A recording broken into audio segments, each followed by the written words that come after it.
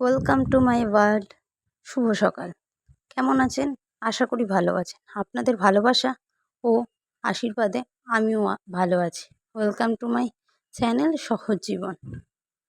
চলুন, এদিকে সকালটাই শুরু হয়েছে আজকে ঠাকুরঘর থেকে। আগে সকালের পুজোটা সেরে ফেলি। আজ বৃহস্পতিবার, একটু সময় নিয়েই পুজোটা হয়েছে। ঠাকুরঘর ভালো করে পরিষ্কার করে সব ঠাকুরদের স্নান দিয়ে তারপর চলে এলাম খাবার দিয়ে। সবাইকে খাবার দিয়ে এবার বাকি পুজোটা সেরে ফেলব। দেখুন আজকে গপুকে কত ভালো লাগছে।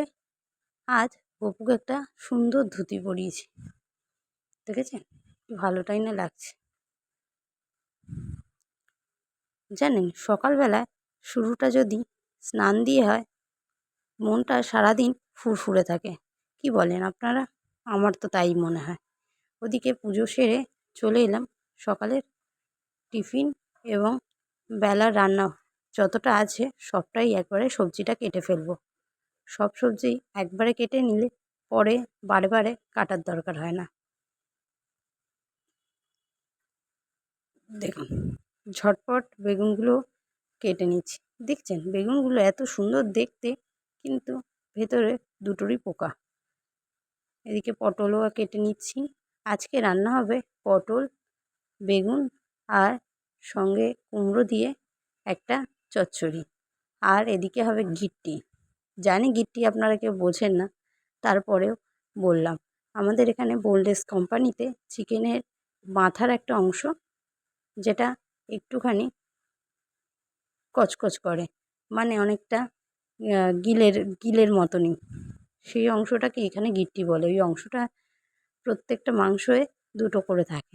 আমিও আগে জানতাম না, এখানে এসে শ্বশুরবাড়িতে এটা আমি প্রথম খাওয়া শিখেছি। জানেন, প্রথমে একটু কেমন লাগছিল শুনে, কিন্তু প্রথম দিন খেয়ে এত অসাধারণ লেগেছে, এখন তো প্রায়ই খাই।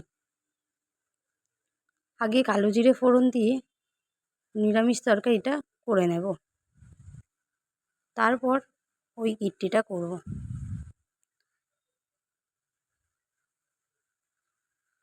জানেন, অনেকেই হয়তো আমাকে কমেন্ট করবেন, কাঁচি দিয়ে কে আবার কাঁচা লঙ্কা কাটে? হ্যাঁ, কাঁচা লঙ্কা হোক শুকনো লঙ্কা হোক, আমি কোনো লঙ্কাই হাত দিয়ে ছিঁড়ি বা বটিতে কাটি না। কারণ একটাই, সেটা হচ্ছে আমার তো ছোটোই বাচ্চা, জানেন কখন ঝালটা হাতে থাকবে, মনের ভুলে কোন সময় যে ছেলেটাকে ধরে ফেলবো, ছেলেটা তো কষ্ট পাবেই। সেই ভয়ে আমি আর হাত দিয়ে শুকনো লঙ্কা হোক কিংবা কাঁচা লঙ্কা কিছুই আমি দিই না বা ছিঁড়ি না। তাই আমি কাঁচিটা ইউজ করি কাঁচা লঙ্কা কাটার জন্য। চলুন, অনেক কথা হয়েছে, এরপর সোজা রান্নায় চলে আসি। সব দিয়ে এদিকে সব সবজিগুলো দিয়ে আমি নাড়াতে শুরু করি। ওই দেখুন দুটো আবার পড়ে গেল, দাঁড়ান ধুয়ে ফের কড়াইতে দিই।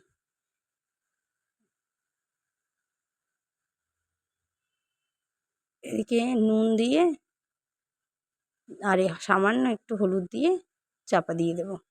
এই সবজি থেকেই জলটা বেরোবে, ওই জলেই রান্না হবে।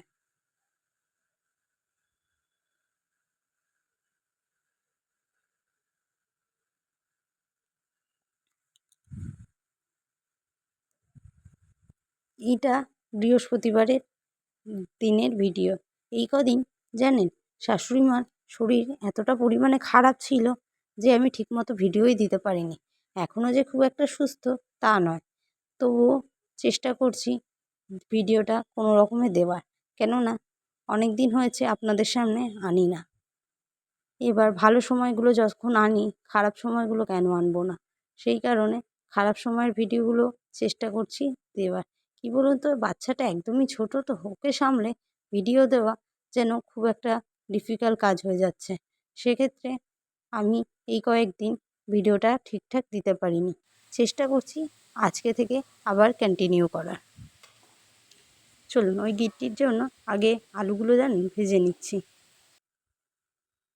অনেকটা মাংসর মতনই রান্না করতে হয়। এটা একটু বেশি কষা কষা করতে হয়, তাহলে খেতে ভালো লাগে।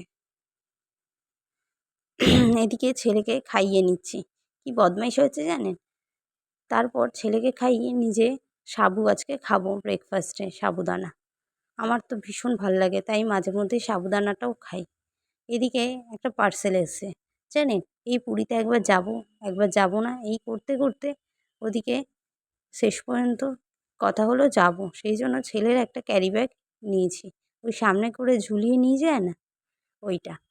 ওইদিকে ছেলের তো খাবারের প্রেশারে বসিয়ে দিয়েছি, আর এইদিকে গিট্টির জন্য ফোড়নে সব গোটা মশলা দিয়ে দিচ্ছি। গোটা শুকনো লঙ্কা, গোটা জিরে, দারচিনি, লবঙ্গ, এলাচ আর একটা তেজপাতা ভালো করে দিয়ে এটাকে যতক্ষণ না স্মেলটা বেরোচ্ছে ততক্ষণ ভালো করে ভেজে নিয়েছি। এরপর অল্প পরিমাণে কোচানো পেঁয়াজ দিয়েছি, জানেন? কোচানো পেঁয়াজ অল্প দিয়েছি, আর বাকি পেঁয়াজটা আমি বাটার সময় মশলাতে করে নিয়েছি। এর মধ্যে পেঁয়াজ, টমেটো, কাঁচা লঙ্কা, আদা, রসুন সব দিয়ে একটা মিহি পেস্ট করে নিয়েছি। এবার পেঁয়াজটা ভাজা ভাজা হতেই এই মিহি পেস্টটা দিয়ে দিচ্ছি। আমি আপনাদের রান্নার রেসিপি দিচ্ছি না, তবে এই গিট্টি জিনিসটা অনেকেই জানে না, সেক্ষেত্রে আমি কিভাবে রান্না করি সেটাই একটু শেয়ার করে নিচ্ছি। এদিকে প্রত্যেক দিনের যে গুঁড়ো মশলা, যেমন হলুদ, জিরে গুঁড়ো, ধনে গুঁড়ো, একটু শুকনো লঙ্কার গুঁড়ো, আমি ঝাল লঙ্কাটা ইউজ করি না। আমি তার পরিবর্তে একটু রঙের জন্য কাশ্মীরি লাল রঙটাই ব্যবহার করি, জানেন? দেখুন, পরিমাণ মতো সব মশলাগুলো দিয়ে ফেলি।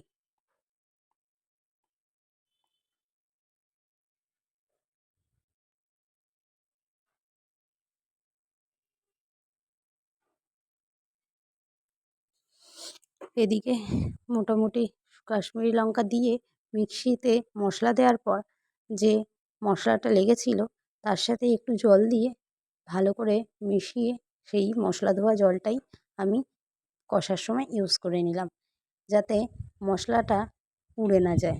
কী বলুন তো, গুঁড়ো মশলা শুকনো যদি আপনি কষান না, তাহলে না পুড়ে গিয়ে একটু তিতে তিতে লাগে।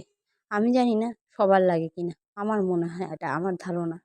তাই সামান্য একটু জল দিয়ে দিলে সেই মশলাটা খুব সুন্দর কষানো হয়।